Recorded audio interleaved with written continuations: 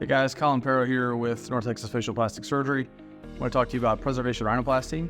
Preservation is just that, preserving as much natural tissue as possible. Rhinoplasty is rhino is nose and plasty means to change. So while preserving as much tissue as possible in its natural configuration, we are going to try to change the shape of the nose in a favorable way.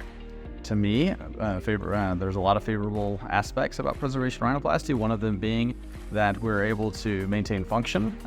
We don't have to disrupt some of the natural junctions of some of the parts of the cartilages of the nose, etc.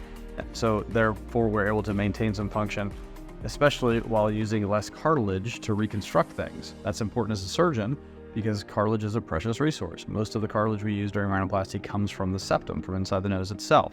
However, that's not present from previous surgery or just an inadequate amount, but sometimes we do need to get cartilage somewhere else, including the ear or even the rib, but that's relatively uncommon unless you had previous surgery, but possible, and we kind of tailor that decision based on each individual's needs.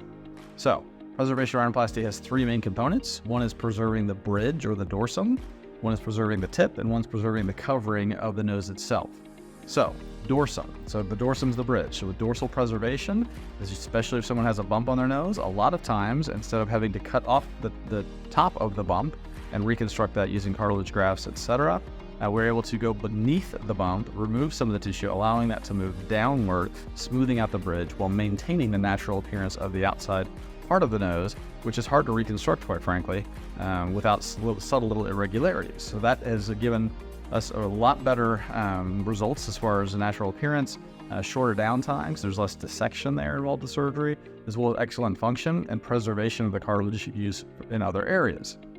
One other area is the tip, and so tip preservation refers to maintaining the natural shape of the cartilage as much as possible and using more like suture techniques to change things or augment things as opposed to cutting the cartilage, drastically changing their shape, etc. Sometimes structure is needed and you have to add cartilage grafts to those tip cartilages or to the middle part of the bridge, etc. And that's kind of a case-by-case basis. In our practice, we're able to do both. And so we tailor that approach both before surgery and having that discussion with patients, as well as during surgery, based on what we find. The last part is preservation of as much of the skin and soft tissue of the nose, the ligaments, the fatty tissue, the skin itself.